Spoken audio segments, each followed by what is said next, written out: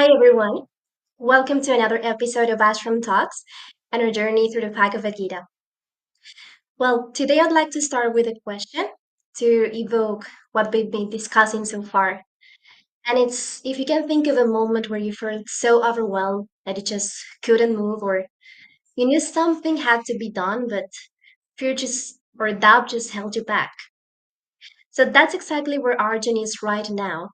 And even though we're not on a battlefield, right? Many of us have faced that same inner conflict, like not knowing what to do, feeling torn or stuck.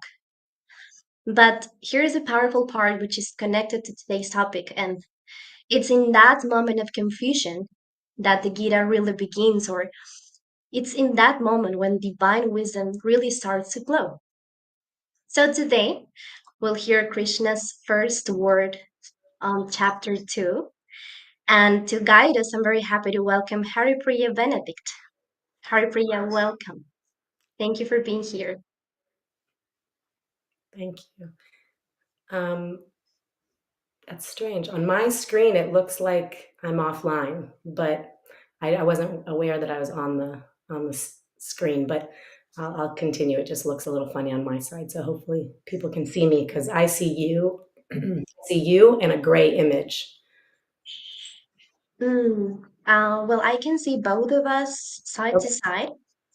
So, Okay. yeah, I think there should be no problem. So, I think we can start. Okay, we can start diving in. Thank you so much. Wonderful. So I'll start as always with prayers to my spiritual teacher, Srila Bhakti Bhai Baba Puri Maharaj and Srila Bhakti Vedanta Swami Prabhupada, my grandfather, my spiritual uncle and spiritual grandfather. Nam Om Ajnana Timarandasya Gyananjana Shalakaya Chakshurun Militam Yena Tasmai Shri Guruve Namaha.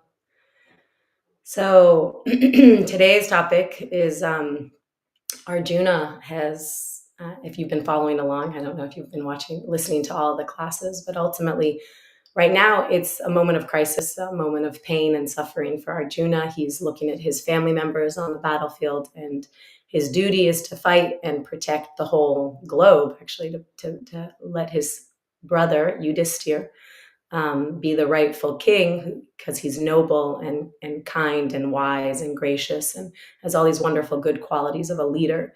And it's been usurped by someone who has, pretty selfish qualities. So Duryodhan is like, has greed and just selfishness, and he's like more like a tyrant, and he's ruling. So Arjuna's duty right now is to fight and protect the kingdom, protect planet Earth, as it were. And he's feeling weak. He's said, how is it possible? And he's coming from like a material calculation of like, if I do this, then this will happen. If this happens, then that'll happen, and then it'll be suffering. And he's thinking about it all different ways. His mind is kind of churning, and he comes to this position actually for our benefit. So we're in this material world, and we are often in this position of like, what do we do? Or we're calculating, like, I want this, I want that. If I have this, then I'll be happy, right? That's a very common consciousness that we all experience. So he's enacting this, and then he speaks to Krishna, and Krishna speaks back. So we'll read that verse, and then I'll go a little deeper.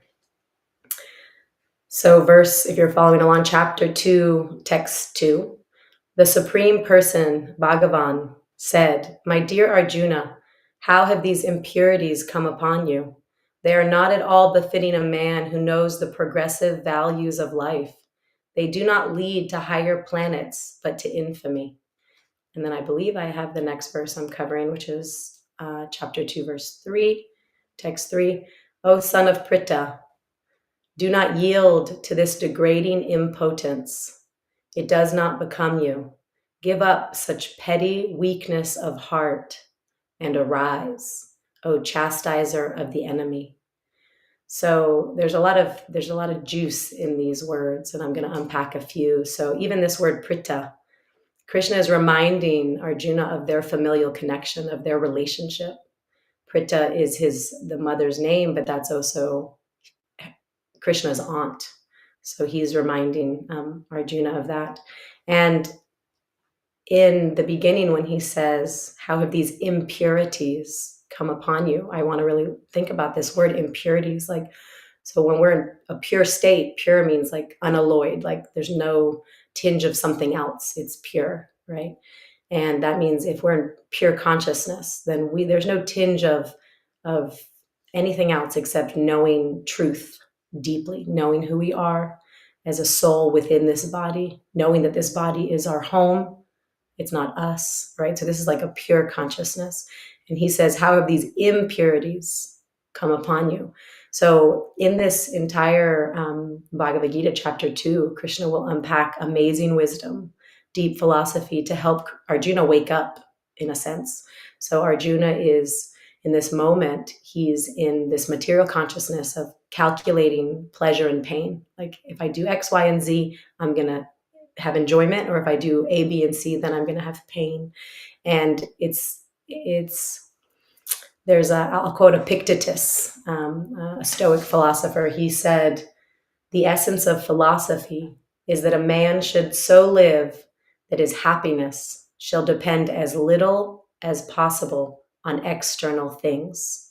So kind of like the kernel here is also the spiritual lesson that if we think our happiness is going to come from our material calculations or from material external things, we're guaranteed ultimately to suffer, because we're giving our power away. We're giving our dependence onto these externals. So we're not living in pure consciousness that we're of who we are, and I'll get into that, of who we are and what actually satisfies us. Right? What actually satisfies us. So I've spoken before about how the material world doesn't satisfy us, right? The billionaire who, felt suicidal thoughts, even though he has hundreds of millions of dollars, something most people would think that would bring happiness. Or the famous A-lister actress who also was feeling depressed and lonely and insecure. And she has fame, like millions of people love and adore her. And what many people also think, oh, if I have that, then I'll be happy. So we've already spoken about how externals don't bring us happiness. So I thought it would be nice to have a little analogy. It's interesting. It's a little bit funny analogy, but I think it might help paint the picture here. So the nature of the self, right? That's the soul. That's who we are. If we tap into that and we clear all the impurities away, we clear all the material calculations away, we're going to find what brings us real happiness. And so for us to kind of dive into this, there's an analogy about the hand giving food to the belly. So the hand is serving the belly, right? The hand gets the food and it puts it in the mouth so that the belly can have it. And when the belly digests, the body and the hand, including the hand, are animated and alive and well. Now, say the hand gets selfish and says, I'm tired of serving. I'm tired of giving food to the belly. I want to enjoy it. Look at these strawberries, or look at this. I just made my son a peanut butter and jelly sandwich. So I'm going to use that analogy, but like, look at this peanut butter and jelly sandwich. And if the hand starts, instead of serving and giving it to the belly, which gives it nourishment and life, it starts to touch it and enjoy it and smell it, or not smell it because it doesn't have a nose, but smears in it and like touch the fruit and maybe smears the peanut butter on itself and tries to enjoy in that way. What's going to happen? The body is going to die. The body and the hand are going to become lifeless, because it's not serving the source. It's trying to enjoy by itself. And actually it's connected. The hand is connected to the belly that it's serving. So in the same way, the soul is connected to God. Like intrinsically, our source and us are intrinsically connected. So if we serve God, serve our source, then we are actually satisfied. And I've experienced this. It's really mind-blowing, because my mind can say things like, I don't know, will service really bring happiness? And we can get into that. That's like a whole nother conversation. But in this analogy, when the soul connects to the divine and serves God, serves Krishna, then the soul is naturally satisfied. and say the soul says, I'm tired of serving. I don't want to serve. I want to enjoy by myself. Then we are now in material consciousness. Now we are in, I want this and I want that. And I want to be famous. I want to be rich. I want to be beautiful. I want a husband or a wife. I want. And when we're in that consciousness, we're calculating our material enjoyment based on our senses. And we're not our senses. We're in this body. We inhabit this body, but we're not this body. So when we're giving to the senses and just feeding what the mind is saying it wants, oh, I want this. Okay, let's give it to you. And then you want something else. Okay, let's give it to them. It's the same thing as the hand smearing peanut butter all over itself. You're going to feel lifeless. You're going to feel unsatisfied. You're going to feel empty because your nature is actually connected intrinsically to God, just like the hand is intrinsically connected to this body. The hand can't be alive if the body is dead. So the hand is alive and well when it serves the body because it's connected. So in that same way, when we serve Krishna, we're connected. We're intrinsically fed. We're intrinsically nourished and satisfied when we serve Krishna. So we serve Krishna, and there's millions of ways to serve, like millions. You can think of almost any way. Krishna is personal, right? So Krishna is a real person, a real personality. We can have a rapport. We can even just talking to Krishna is service, actually, because it's reawakening that relationship. So there's a lot of ways we can serve, but that analogy for me really hits home because sometimes we get lost in what Arjuna is lost in right now, in this material conception of like, well, if he dies and if she dies, then this will happen or that'll happen, then I'll suffer. That's what he's thinking. And and Krishna is saying, how did you get to this plane where you've forgotten who you are, right? These impurities he's speaking of means now his pure consciousness, knowing that he's connected intrinsically to Krishna, knowing that fighting as a warrior, as a service to God, doing his duty as a service to God is what satisfies the soul, is what will actually bring him satisfaction. But instead he's looking at the results and he's calculating. He's in the like, I want to calculate how to enjoy, and I'm scared I'm going to suffer. So he's just lost in that calculation of material enjoyment and material suffering. So, and then Krishna says, let's go back to the beautiful text.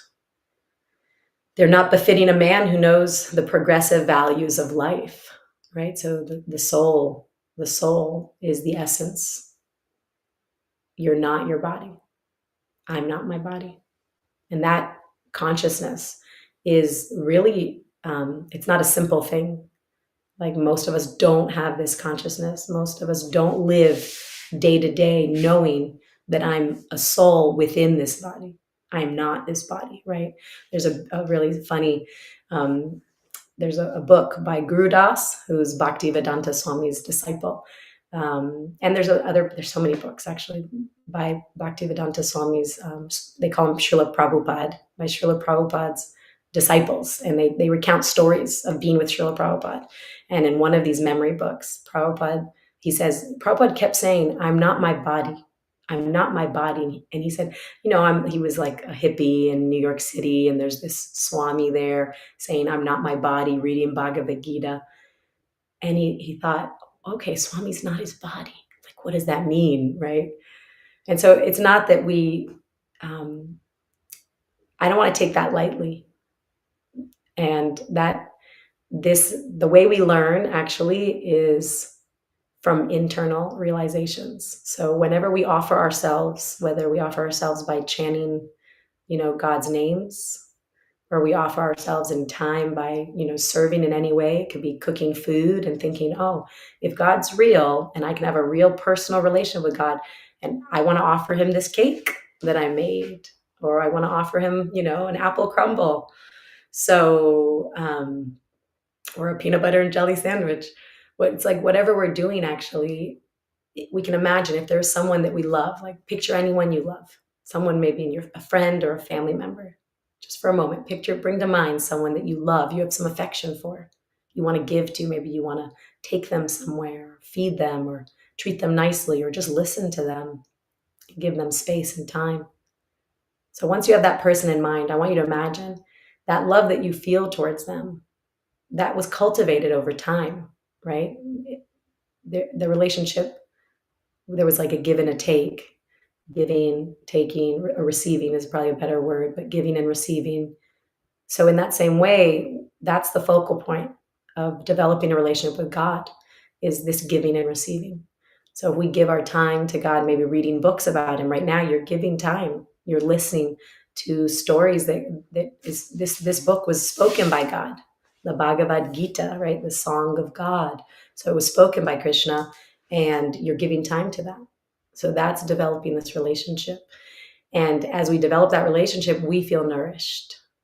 And as we feel more nourished, then we can come to a pure state of consciousness eventually, right? Where impurities will not touch us, where we won't get lost in the illusion that this material world is for my enjoyment and that if I have this thing, then I'll be happy. So those things will come, they'll sneak in daily, but the stronger we stay, the more we keep ourselves engaged. Like Srila Prabhupada used to say, be engaged 24 hours a day, which is quite a goal. So I'll invite you, maybe look at your life. Like, how many hours or how many minutes do I give to serving God and serving my relationship with God, building my relationship? Because if you love God, then you'll want to serve. So, and then there's another quote I wanted to have today that Srila Prabhupada said. He said, how can you love someone if you don't know them? I'm paraphrasing slightly. How you can love someone if you do not know them. Srila Prabhupada, Bhaktivedanta Swami Prabhupada said this. And I remember really thinking about that deeply. Like, how can I love God if I don't know him? How can I love Krishna if I don't know him? So sometimes my prayer is, Krishna, please, I want to know you. I want to know you so that I can feel love for you. And then I'll feel inspiration to serve in many ways, right? I can sell these books on a street corner to people who've never heard of the Bhagavad Gita. That's a service. Or I can read them. That's a service. Or I can talk to my child. I can do kirtan, sing the names of God. That's a service. I can cook and offer my food to God. So there's so many ways I can serve. And Srila Prabhupada used to say that even if you don't feel to do it, but because we're in an impure state now, right? We've been in this body for a long time, and we think we are this body, and we think we are the senses, and we think we are going to be happy if we give the senses and the mind what it's asking for. And so if we stretch ourselves, and even when we don't really feel like serving, we find some enjoyment, some, like when I say service, the word seva is used in Sanskrit, and seva means nectar and service. So not just like some dry service, like, oh, I'm going to do this even though I don't want to, but it's like some service that you enjoy in some way. You can dovetail anything you enjoy actually in the service of God, serving the souls that are in your life. So as we do more and more service in any way, that in any form, and especially hanging out with God, I'll say, is the best service. Like when you're chanting Hare Krishna, you're actually hanging out with God. So you're like, Hare Krishna, Hare Krishna, Hare Krishna. If you're listening, the mind will have thoughts and you have to kind of like bring it back. But if you're listening to those sounds, you're building your relationship. You're building that receiving and giving dynamic so that you can now feel love one day. The same way you feel love for that friend or that family member, you'll feel that one day for Krishna. And when we feel that for Krishna, it's like, oof, it's so relishable. It's like so satisfying. It's so enjoyable. And then it gives you life. So just like the hand gets life when the belly's fed, when we're really loving God and we're in that relationship and we understand to some degree, and I'll say my understanding is very minute, but that we understand to some degree that he's a person, that he has feelings and he's real. And I can have a personal relationship, a personal exchange. I can be myself.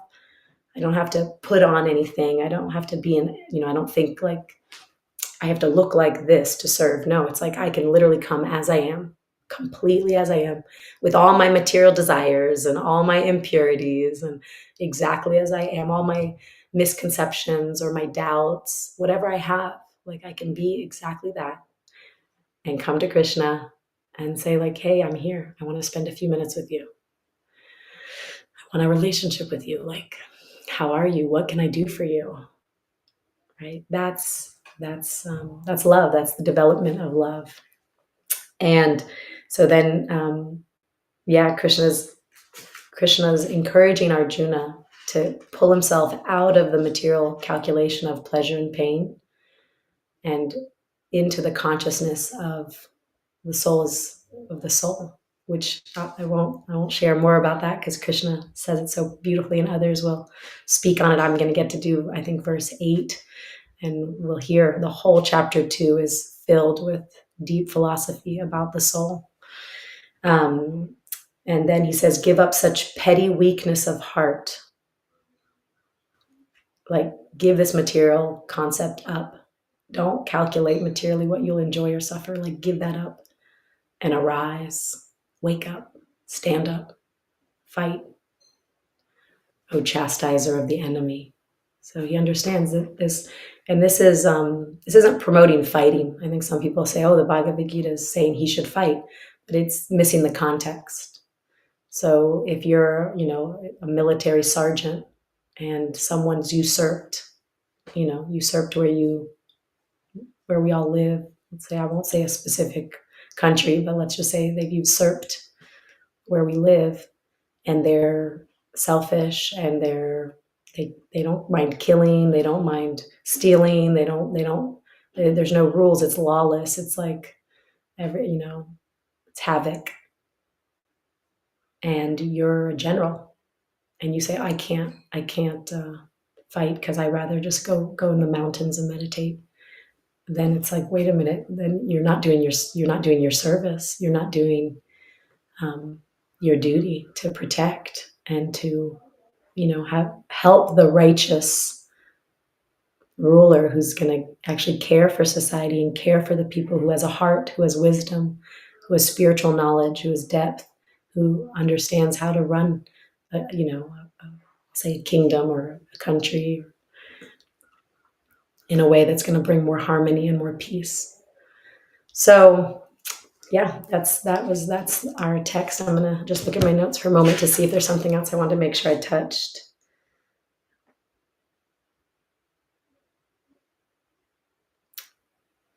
Yeah, I feel like I covered everything I wanted to.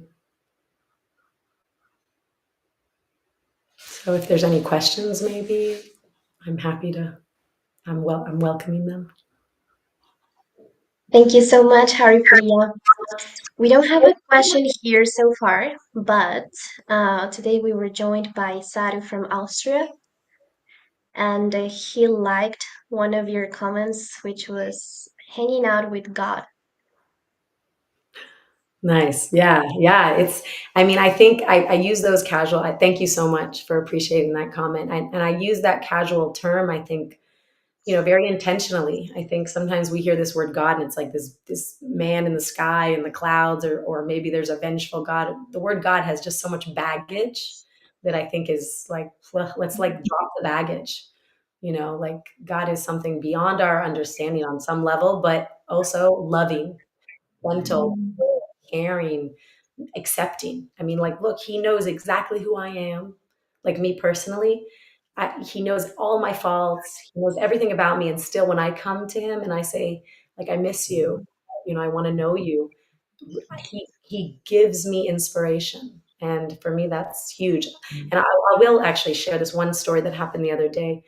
So chanting Hare Krishna, I chant Hare Krishna every single day. And as I say the names, I hear it. And it really is so powerful, and it gives realizations. At the same time, I have a relationship with this process. I've been doing it for many, many years, since I was 16 years old. And sometimes I don't want to. Sometimes I'm like, oh, I don't want to chant. And so I want to address that, because that's the impurity. Like that thought right there is my impurity. And so the other day, and I've had different relationships with kind of like, if my mind wants to move me away from what my soul knows is best for me, what do I do? And for me, like fighting with my mind or trying to like push through it, that it doesn't work for me. It's like it doesn't last. I can't sustain that. I don't enjoy it. It feels like it's the opposite actually of spiritual life.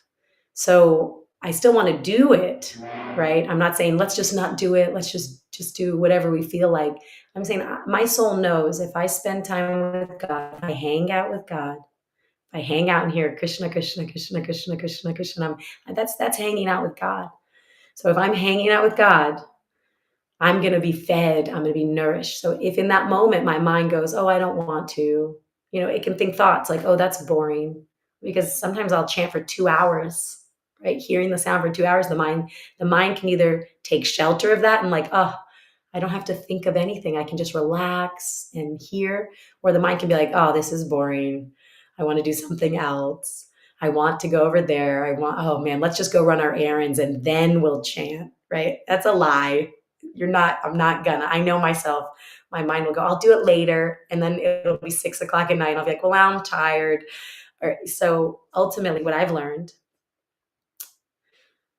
is to let myself be, let it be, and give myself time. Like, meet me where I'm at, meet myself where I'm at. So if I'm just the other day, I was thinking, okay, I'm going to go chant. And I didn't want to. And I thought, okay, so let me just be with that. And I remember like just sitting down, closing my eyes, taking a few breaths and being like, okay, you don't want to chant right now. You don't want to chant. And I was like, what's that? Okay, how does that feel? What's that about? Oh, you're worried about being bored. Okay. And I just let it be. And it was something, for me, it was like a miracle. So like, I just let that be. I didn't try to convince myself differently. It was like, there was a beautiful quote about a Buddhist. I think it's attributed to a Buddhist. There was something like a world. It was in water, like a tornado in water, like this spiral. And the person was trying to swim out of it, and they couldn't. They were like, "Oh my God, I'm trying to, and I can't." And then he just stopped fighting, and he sunk to the bottom. And it's a cone shape. So we got to the bottom. There was very little of it. He just stepped out.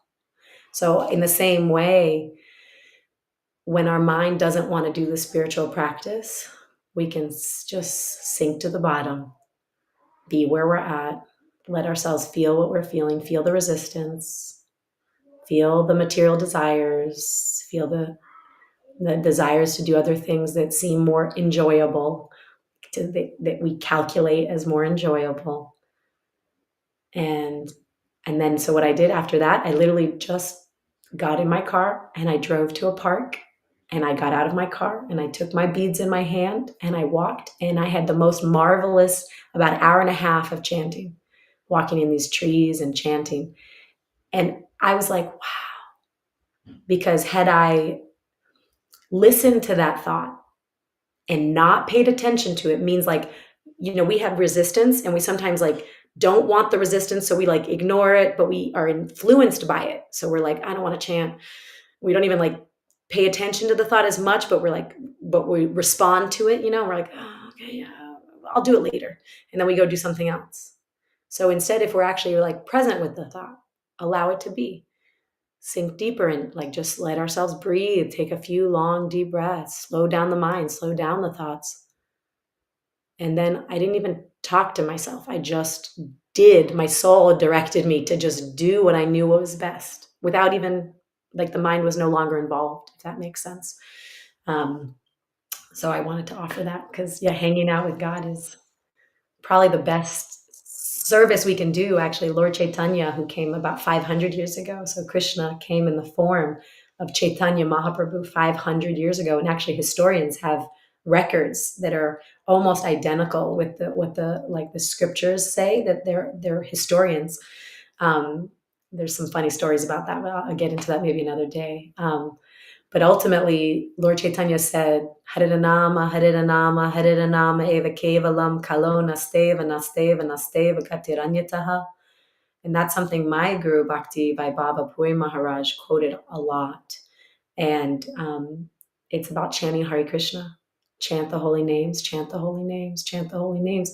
In this time, in this day and age, it's the most powerful, it's the most potent way to wake ourselves up, because that sound vibration is direct connection with Krishna. It's direct. He is non-different from his sound.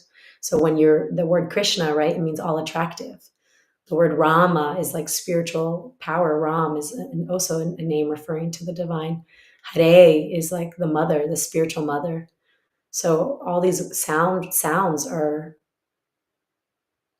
they're like, I don't understand it, so that's why I'm pausing. I don't understand it intellectually, but I've heard and I believe they are non-different from God. So if because God is non-dual, so nothing can be separated from God. So if God is non-different from his name, then when you're hearing his name, Krishna, Krishna, Krishna, Krishna, you're spending time with him, which it's like, if you want to love someone and you want to awaken your relationship with someone, the best thing you can do is spend time with them. So thank you for allowing me to go a little more in that. Thanks to you, because personally I've been through the same situation, and I think that's such precious advice. Yeah, I think all people who have been or who are trying to practice spiritual life in a way or other have experienced this. Okay, I have more important things to do than taking some time to connect with God or to hang out with God at this moment. So that's not so important as the other things I have to do.